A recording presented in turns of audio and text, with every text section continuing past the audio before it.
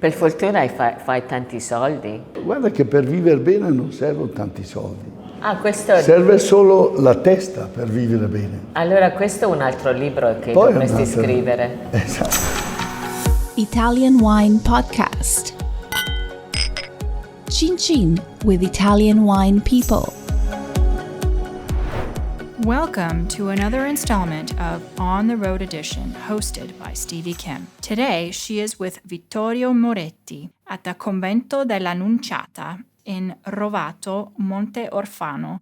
He is the owner of many wineries all over Italy and with a great story. So listen in as they discuss the properties, the wines, sustainability, and of course his favorite winery. Welcome everybody. This is a Mama John Busham Italian Wine Podcast on the road edition, and we're in this magnificent place. It's a convent.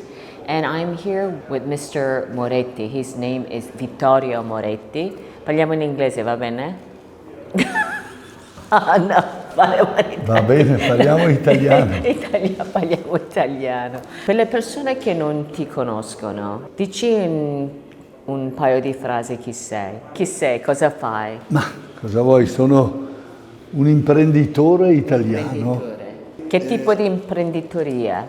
Ma l'imprenditoria in senso generale, perché io sono nato costruttore. Sì, quindi e costruzione. Costruisco non solo le costruzioni, ma anche le aziende. Quindi il nostro fare è quello di fare delle aziende che siano sostenibili e nello stesso tempo che siano redditizie, perché è importante che l'economia sia alla base di tutto, altrimenti non serve. Sì, sostenibilità deve essere anche economicamente sostenibile. Esatto. Giusta? E nello stesso tempo il divertimento di chi lo fa. Io mi sono sempre divertito a fare quello che faccio e ho sempre cercato di fare in funzione del mio modo di pensare e di divertirmi. Allora, io ti conosco perché sei anche un imprenditore nella filiera vitivinicola.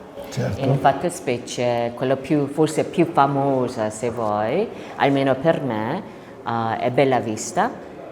E poi hai... Contadi Castaldi. Contadi Castaldi. E poi hai Petra. Petra, che è importante. Sì.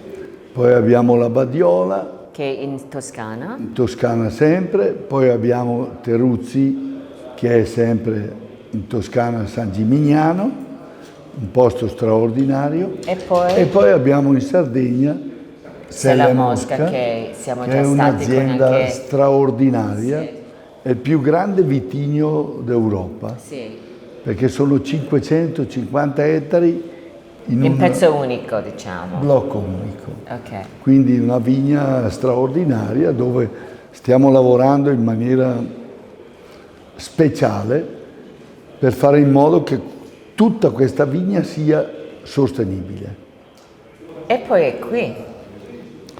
E poi il Convento dell'Annunciata. Sì. Il Convento dell'Annunciata è un amore.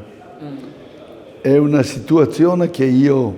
Come è nato? Perché questo io è il vedo vigneto più anziano della Franciacorta, più vecchio della Franciacorta. E da qui è partita, diciamo, la Franciacorta e da qui si riferisce la Franciacorta. Innanzitutto dove siamo? Siamo a Rovato, sul Monte Orfano, a circa 400 metri di livello sul mare. Qui per la verità siamo a 300 erotti.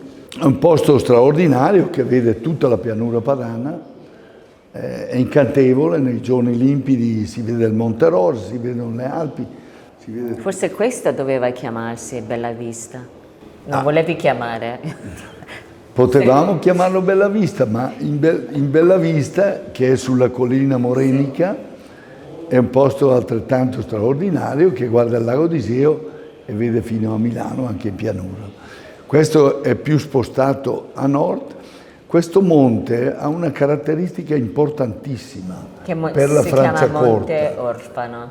Monte Orfano ha una caratteristica importantissima per la Franciacorta, perché divide la pianura dalla collina e addirittura nei periodi sia estivi che invernali c'è la differenza dal sud al nord di 2-3 gradi di temperatura e nello stesso tempo garantisce, ferma l'umidità della pianura e garantisce alla Franciacorta più asciutta, meno umida e quindi anche d'estate hanno meno problemi.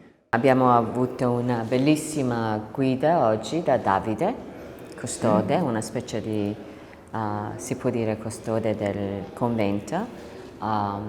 Però ora vorrei condividere con i nostri ascoltatori un po' sai che io sono un po' vinocentrico, quindi un po' sulla vigna e il vino. Innanzitutto perché hai scelto, come è nato? Perché io qua ho un libro qua, Rinascimento della cultura della vita al convento dell'Annunciata, certo. E vedo prima pagina una foto di te e Gianni Brera. Eri un pochino più giovane? Sì. 1990. 90, esatto. Sì, quindi hai cominciato parecchi anni fa qua. Sì, ho preso la vigna di questo convento nel 1990 perché i frati non riuscivano più a gestirla e noi siamo venuti qui e abbiamo fatto un lavoro straordinario con l'Università di Milano. Abbiamo fatto una ricerca del posto, una ricerca di cos'era il Monte Orfano, di cos'era il convento dell'Annunciata.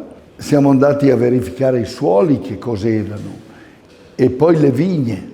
Le vigne abbiamo fatto una selezione clonale approfondita, cioè cercando le vigne migliori attraverso specialisti anche francesi che sono venuti a darci una mano perché hanno una esperienza molto profonda nel capire la qualità della vigna.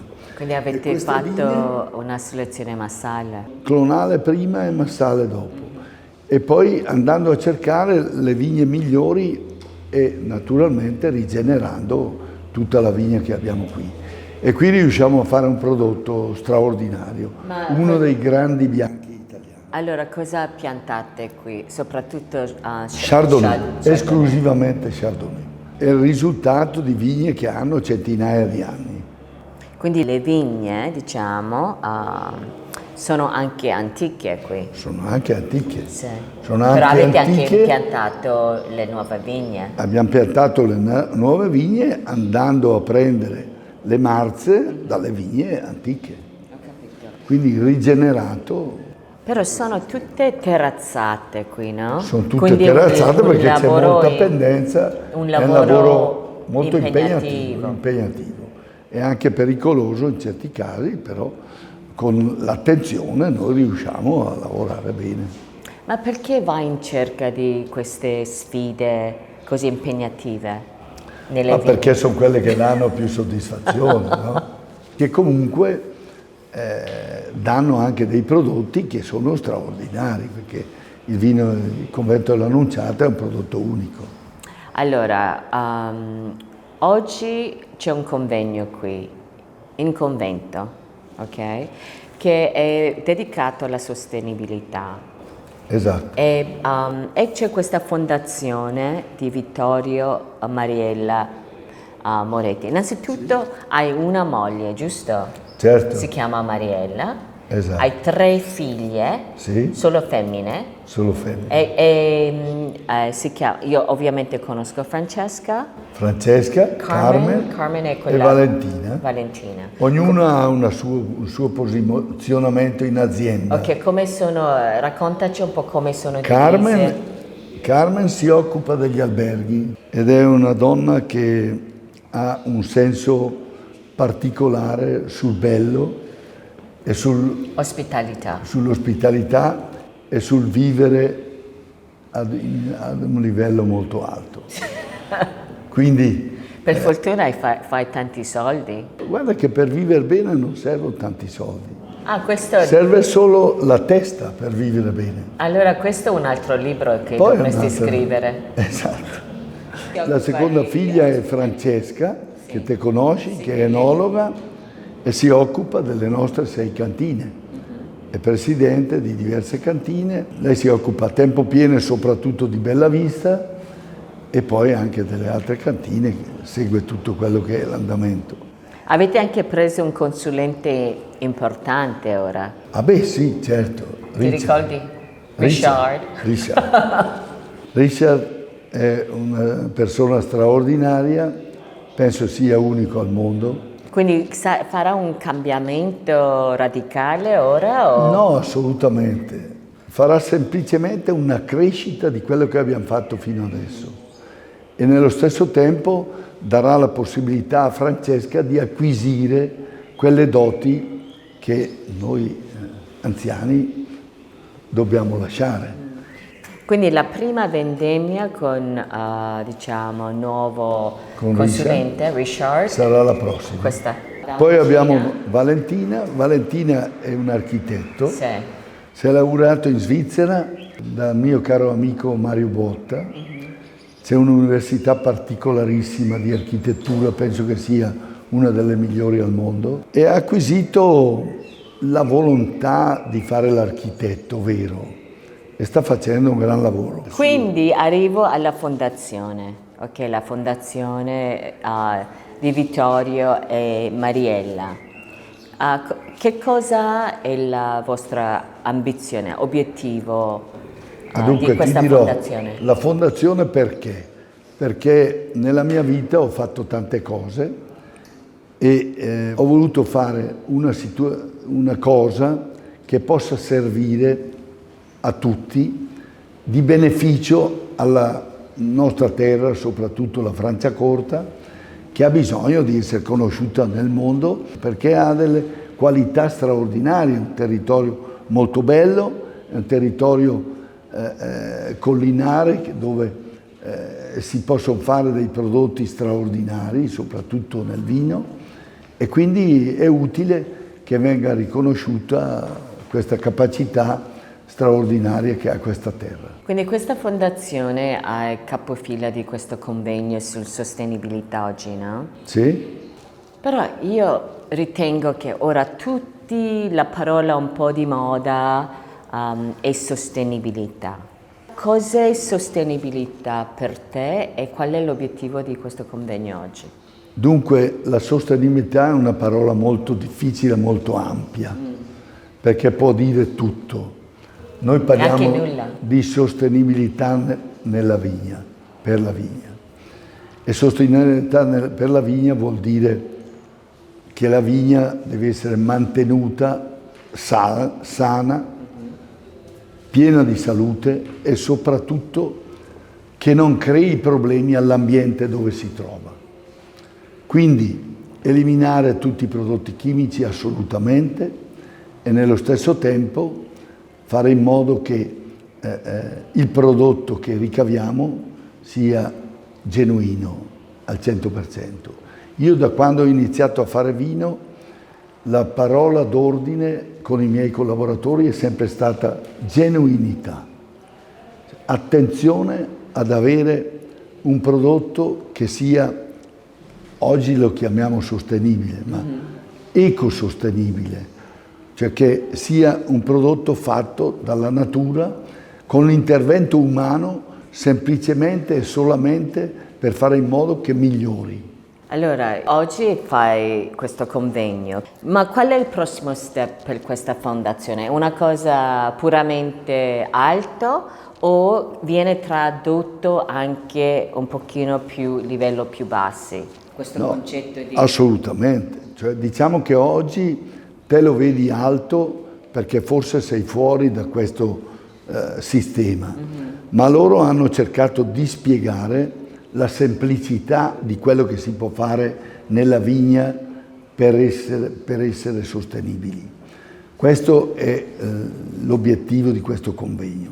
Naturalmente bisogna che questa situazione venga anche esposta e venga portata a tutta la Franciacorta e anche a tutti i vinaioli italiani che hanno bisogno di capire che la sostenibilità, ecosostenibilità, è alla base di tutto il nostro sistema. Quando io sento le fondazioni normalmente si occupano di cultura. Sì, esatto. Questa è cultura della vigna. si occupa di fare in modo che il piccolo popolo, il piccolo lavoratore riesca a conoscere e riesca ad entrare nella cultura della sostenibilità. Ora che hai 3 figli già sistemati, hai fatto un sacco di robe, ok? E adesso hai questa fondazione. In inglese si dice legacy, ok? Non sei più un giovanotto, diciamolo. No. Quindi, cosa è che vorresti lasciare? Ok? Voglio lasciare semplicemente... Tuoi nipoti, tue figlie, tua Franciacorta. Innanzitutto io voglio insegnare alle persone a vivere bene. E per vivere Te bene... l'ho detto, questo è un libro. E per Non vivere servono bene- tanti soldi, hai detto. No, ma non è, per i soldi non c'è problema. E per vivere bene bisogna vivere in un ambiente dove stai bene, perché dove ci sia l'ecologia alla base del discorso. Allora ti insegno una parola in inglese. Sì. Kiss. Che? Kiss, sai cosa vuol dire? Baciare, ok, in inglese. Però kiss sta anche per un acronimo, KISS. In inglese si dice keep it simple, stupid. Tienilo semplice e stupido, che è un modo di dire, è un acronimo che è un po' una motto americana, se vuoi, per rendere le cose, la semplicità a volte È quella che è aiuta tutti. Sì, fa comprendere meglio certi concetti nella vita. Sono Ok. convinto anch'io. All right. Grazie mille per la ospitalità. E I think that's a wrap from Mr. Moretti, Vittorio Moretti, il grande imprenditore, ma anche un insegnante della vita. That's a wrap. Ciao ragazzi. Saluta, Grazie. saluta. Grazie a voi tutti. Ciao. And that's a wrap. Thanks for joining us, and be sure to tune in next time. For more fascinating interviews from the world of wine, go to ItalianWinePodcast.com or find us on SoundCloud, Himalaya, Spotify, or wherever you get your pods. Chin chin, and thanks for listening.